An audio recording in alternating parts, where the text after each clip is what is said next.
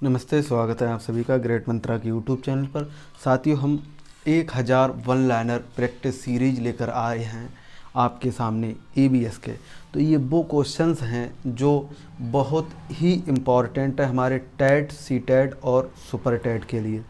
हम जो फोकस अभी करके चल रहे हैं वो टेट और सीटेट की दृष्टि से लेकर चल रहे हैं। तो इसमें सबसे पहले ये पूछ रहा है कि परिधि हमेशा मिट्टी से चीज़ें बनाती है, परिधि हमेशा मिट्टी से चीज़ें बनाती है, उन्हें बिगाड़ती है और फिर से चीज़ें बनाती है। इस प्रकार खेल में उसमें किस प्रकार का विकास हुआ? तो रचनात्मक गुण का। फिर है कि एक खेल गैर पारंपरिक माने जाते हैं, इन खेलों में खूब आनंद भी आता है, डर भी लगता है। ये खेल क्या कहलाते हैं? रोमांचकारी खेल। फिर है सागर माथा का नाम है, तो विश्व की सबसे ऊंची जो पर्वत चोटी है ये सागर माथा कहलाती है। फिर है कि पर्यावरण अध्ययन के कक्षा 5 के शिक्षक ज्ञान सिंह ने अपने शिक्षार्थियों को यात्रा के साधन के ऊपर एक वृत्त दृष्टि दिखाया। उस वृत्त दृष्टि में दो भाई एक यंत्र के सहारे उड़ने की कोशिश कर रहे हैं। बाद में उन्होंने हवाई जहाज़ का आविष्कार किया था। ये दोनों भाई कौन थे? तो ये थे आर्बिले और बिलर। अंजलि भागवत भारत की एक प्रसिद्ध खिलाड़ी हैं। अंजलि कौन है?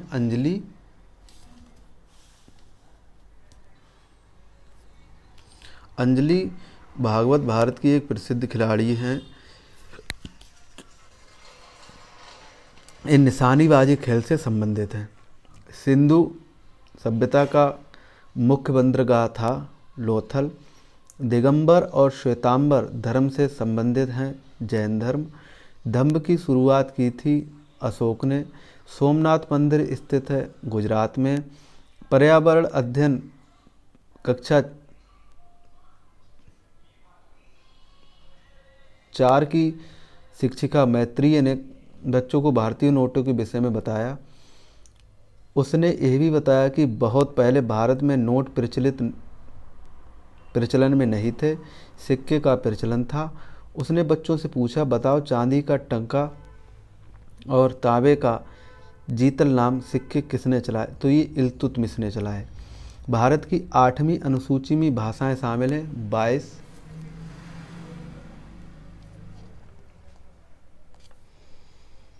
नेक्स्ट है हमारा भारत का राष्ट्रीय वृक्ष तो है बरगद।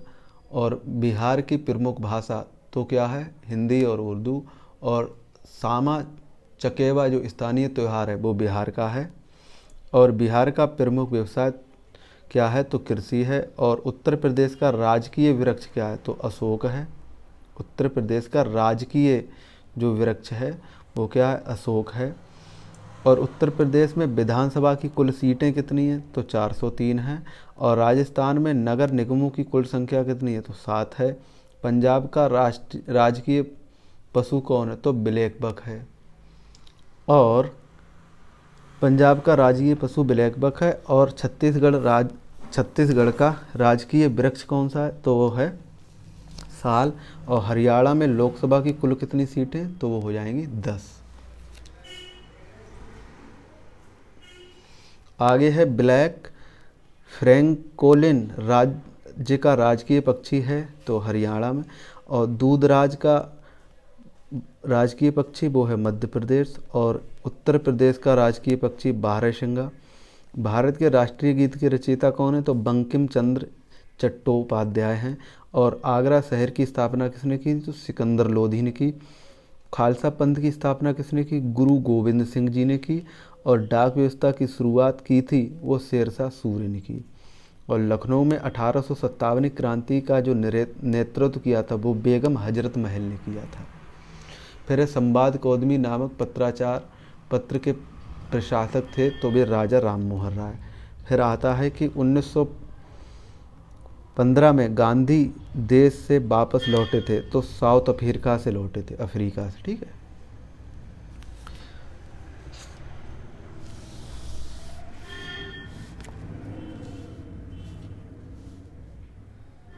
आगे है गांधी जी को राष्ट्रपिता की उपाधि किसने दी? यह कहा था तो वो रविंद्रनाथ टैगोर ने। और अरेबियन रेगिस्तान एशिया महाद्वीप में है। अरेबियन रेगिस्तान कहाँ है? एशिया महाद्वीप में। जनसंख्या के आधार पर सबसे छोटा देश तो है वेटिकन सिटी। और अमेजन नदी का नाम एक प्राचीन साम्राज्य के महिला योद्धाओं, जिन्हें अमेजोन्स कहा जाता था, के नाम पर पड़ा। यह प्राचीन साम्राज्य था रोमन। श्रीलंका की मुद्रा क्या है? तो रुपया। और मालगुडी डेज के लेखक कौन है? तो R.K. नारायण। नेक्स्ट है हमारा कि माउंट एवरेस्ट पर चढ़ने वाले पहले व्यक्ति तो है सर एडमंड हिलेरी, न्यूजीलैंड के। और शेरपा तेंजिंग, ये भारत के हैं। आगे है माउंट एवरेस्ट पर चढ़ने वाली भारत की पहली महिला तो बछेंद्री पाल। और दीपिका, जो दीपिका है, दीपिका कुमारी संबंधित है किससे? तो वह है धनुर्धारी, धनुर्धारी है, ठीक है। फिर आगे अगर हम देखें, किधर गई धनुर्धारी? धनुर्धारी। उड़न परी के नाम से प्रसिद्ध पीटी ऊषा खेल से संबंधित हैं तो वो एथलेटिक्स से संबंधित हैं। ओलंपिक पदक जीतने वाली भारत की पहली महिला तो कर्णम मल्लेश्वरी हैं। और प्रसिद्ध जिम्नास्टिक दीपिका कर्माकर इस राज्य से संबंधित हैं, जो कहाँ है? त्रिपुरा में। और ग्रैंड ट्रंक रोड बनवाया था वो शेरशाह सूरी ने बनवाया। और विश्व पर्यटन दिवस मनाया जाता है वह 27 सितंबर को मनाया जाता है। विश्व एड्स दिवस मनाया जाता है वो 1 दिसंबर को। विश्व एड्स दिवस वो 1 दिसंबर को मनाया जाता है। और पंचतंत्र के लेखक हैं विष्णु शर्मा। गोदान गमन, करमभूमि, सेवा सदन और प्रसिद्ध कृति है ये प्रेमचंद्र की है।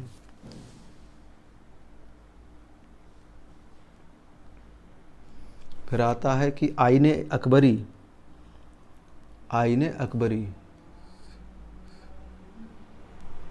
आईने अकबरी जो है वो किसने लिखी है? या अकबरनामा से ये अबुल फजल ने लिखी है। और रामकृष्ण परमहंस जो हैं उनके जो शिष्य हैं विवेकानंद, इन्होंने रामकृष्ण मिशन की स्थापना की है।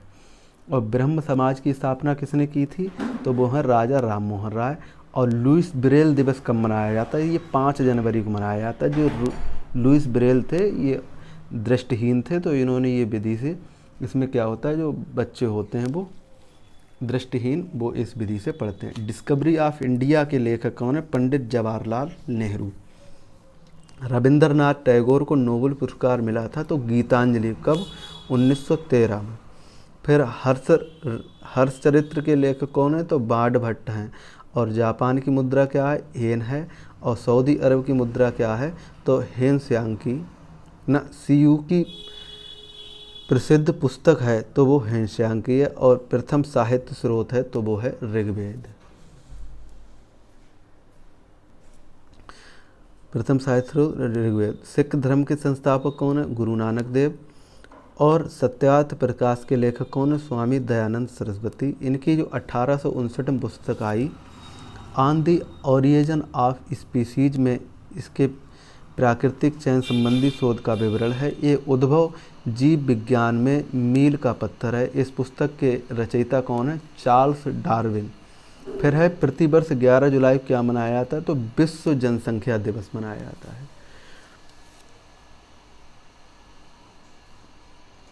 नेक्स्ट है हमारा कि कक्षा 5 की पर्यावरण अध्ययन की पाठ्य पुस्तक का एक पाठ उसी से ठंडा उसी से गर्म डॉक्टर जाकिर हुसैन द्वारा लिखी गई एक कहानी है। उन्होंने बच्चों के लिए ऐसी कई कहानियाँ लिखी। उनकी मृत्यु के समय वे थे तो भारत के राष्ट्रपति। ब्रेल लिपि में मोटे कागज़ पर उभरे हुए बिंदु बने होते हैं। यह लिपि आधारित है 6 बिंदुओं पर। उस वैज्ञानिक का क्या नाम है जिसने सर्वप्रथम मच्छर के पेट के अंदर ताक झांकी और ये सिद्ध किया कि मलेरिया मच्छर से फैलता है तथा इस अनुसंधान के लिए दिसंबर 2002 में चिकित्सा के क्षेत्र में नोबेल पुरस्कार दिया गया। तो रोलांड जो रास हैं उनके लिए ये दिया गया।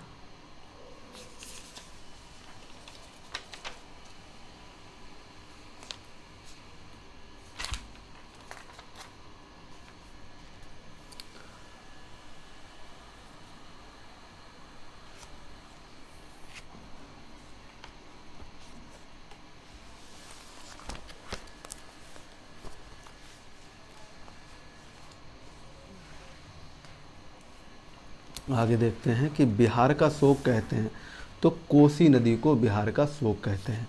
बंगाल का शोक दामोदर नदी को कहते हैं।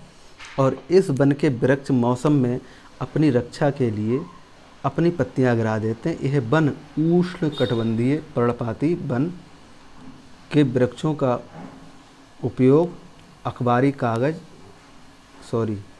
पत्तियां गिरा देते, यह वन उष्ण कटिबंधीय वन कहलाते हैं। शंकुधारी वन के वृक्षों का उपयोग अखबारी कागज, माचिस और पैकिंग के लिए बक्से बनाने से होता है। और बन्नेर घाट जो राष्ट्रीय पार्क है तितलियों के संरक्षण के लिए प्रसिद्ध है। यह कर्नाटक राज्य में स्थित है। सर्दियों के मौसम में साइबेरियन यानी क्रेन जो सारस होता है भारत में मेहमान बनकर आते हैं और राजस्थान के एक पक्षी विहार में रुकते हैं। ये पक्षी विहार घाना पक्षी विहार कहलाता है।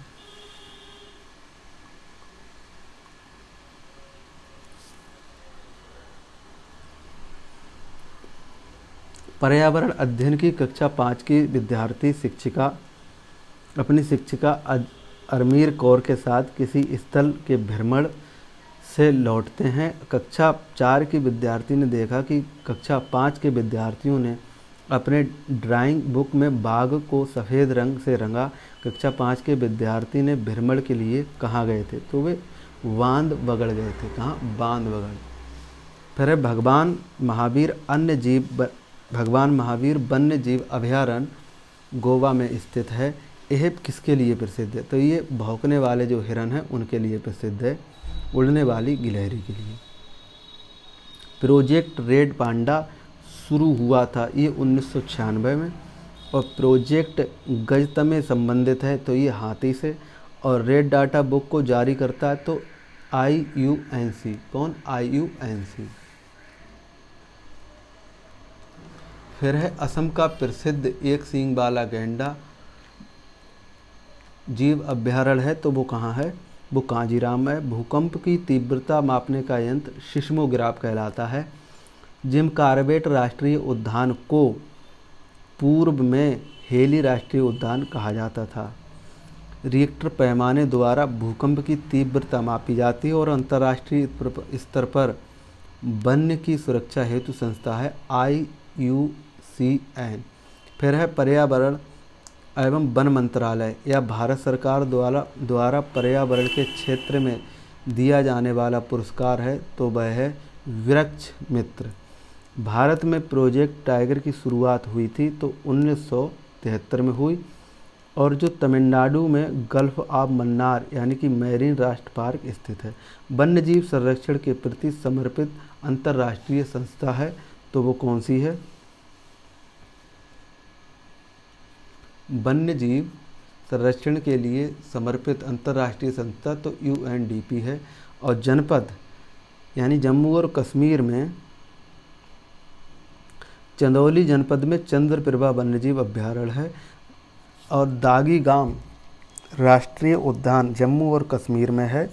और प्रोजेक्ट टाइगर लागू हुआ है तो ये 1973 में। और शांत घाटी जिसे राष्ट्रीय पार्क का दर्जा प्राप्त है ये कहाँ स्थित है? ये केरल में। और पौधों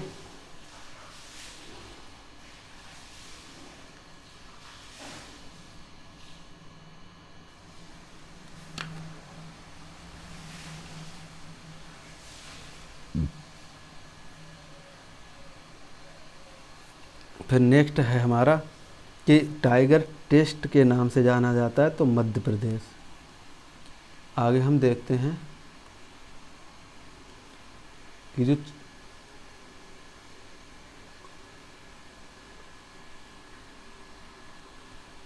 चंदौली जनपद में चंद्रप्रभा वन्यजीव अभयारण्य है। और फिर ये क्या है? दाची गांव राष्ट्रीय उद्यान है, ये जम्मू कश्मीर में। और प्रोजेक्ट टाइगर लागू हुआ तो 1973 में। और शांत घाटी जिसे राष्ट्रीय पार्क का दर्जा प्राप्त है ये केरल में है। पौधे और जंतुओं की संकटग्रस्त प्रजातियों को प्रदर्शित करने के लिए कौन सी पुस्तक है? तो वो है रेड डाटा बुक। भारत में 19.47% वन रिपोर्ट 2007 के अनुसार वन है। पेड़ पौधों को प्रदूषण को घटाने के लिए पेड़ पौधों प्रदूषण को घटाते हैं क्योंकि वे अवशोषण करते हैं कार्बन डाइऑक्साइड का। फिर है कि भूकंप मापा जाता तो रिएक्टर पैमाने हो गया है। और वनों के महत्व का कारण है तो ग्रीन गोल्ड। मौसम के दृष्टिकोण से उष्णकटिबंधीय प्रदेश का प्रमुख लक्षण है तो वर्ष भर गर्मी रहना। क्या है? वर्ष भर गर्मी रहना। आगे देखो,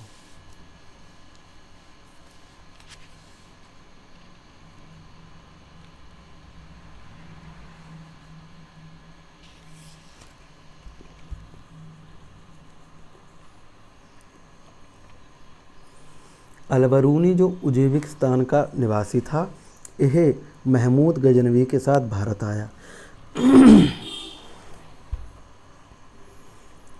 पुर्तगाली यात्री ने यूरोप से भारत के लिए समुद्री मार्ग की खोज की, वास्को डी गामा। हेनत्सांग यात्री नालंदा विश्वविद्यालय में अध्ययन के लिए आया था। फिर है संजू यात्रा पर गई थी। कौन? संजू यात्रा पर गई थी। लौटकर उसने अपनी कक्षा में यह बताया कि भारत के सबसे लंबे राष्ट्रीय राजमार्ग पर यात्रा करके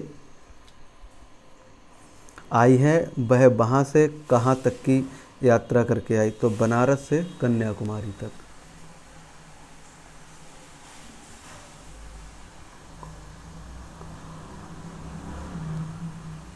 उत्तर दक्षिण और पूर्व पश्चिम गलियारे कहाँ मिलते हैं? तो झांसी में। भारत में सबसे तेज गति से चलने वाली ट्रेन गतिमान एक्सप्रेस है, परंतु सबसे ज़्यादा दूरी विवेक एक्सप्रेस तय करती है। विवेक एक्सप्रेस कहाँ है, कहाँ से कहाँ चलती है? तो ये डिब्रूगढ़ से कन्याकुमारी तक। फिर आता है हमारा कोंकण रेलवे है, तो वो रोहा और मंगलुरु तक, ये बंगलुरु तक होगा, गलत छपा है इसमें। रोहान जो रोहा है वहाँ से बंगलुरु तक।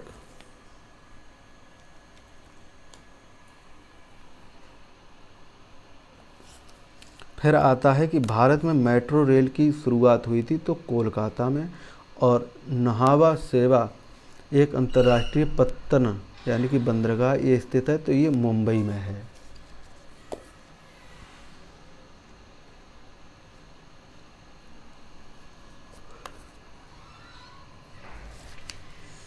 ज्ञान इलाहाबाद से हल्दिया जलमार्ग से गया, उसने गंगा नदी में सफ़र किया।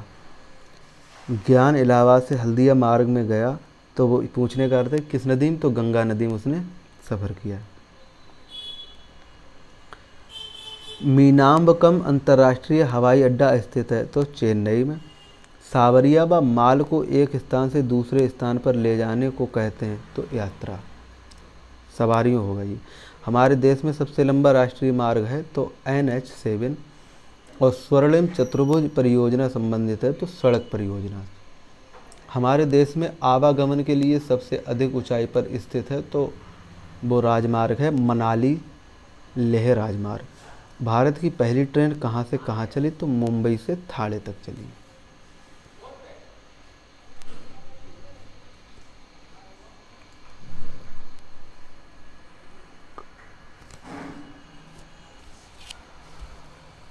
रेल परिवहन के लिए विश्व का सबसे लंबा प्लेटफार्म स्थित है तो गोरखपुर में। शहरी यातायात व्यवस्था में क्रांति का संचार करने वाली आधुनिक आवागमन प्रणाली है मेट्रो ट्रेन। पर्वतीय क्षेत्रों में रेल परिवहन के लिए गेज प्रयोग किया जाता है, ये क्या है? Narrow gauge. विश्व में सबसे लंबा रेल मार्ग है तो ट्रांस साइबेरियन रेल मार्ग। भारत में बंदरगाह प्रमुख एवं अप्रमुख बंदरगाह के रूप में वर्गीकृत किए गए हैं तो एक अप्रमुख बंदरगाह है वो है दाहेज। फिर आता है हमारा एक देश से दूसरे देश,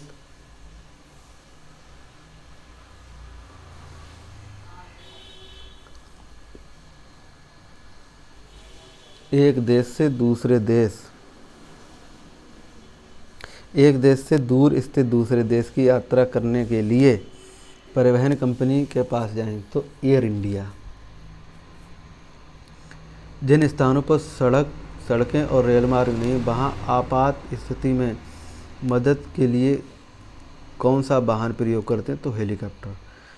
पर्वता पर्वतारोहण के बारे में असत्य क्या? तो पर्वतारोहण की शुरुआत अभिजित पर्वत शिखरों पर विजय प्राप्त करने से प्रारंभ हुई।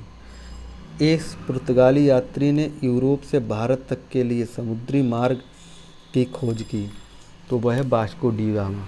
पुर्तगाली यात्री यूरोप से भारत।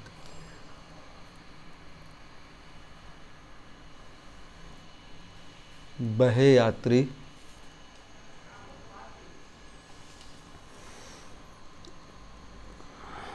यात्री जो नालंदा विश्वविद्यालय में अध्ययन के लिए आया, तो वह था हेनशांग।